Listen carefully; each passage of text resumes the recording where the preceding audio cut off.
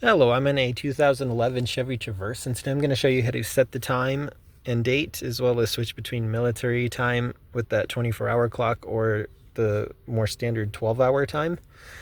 So you're going to want to make sure your vehicle's turned on, which currently this is.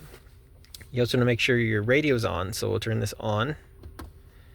And then from here, there's going to be a little clock symbol. You'll push that, which takes you to all your settings you can edit.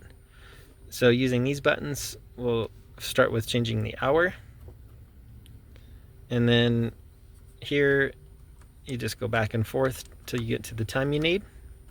And then minutes, if you need to change that. Month, same if you need to change that.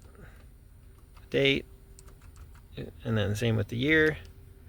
And then this next button, that'll take you here if you want 24-hour or your standard 12.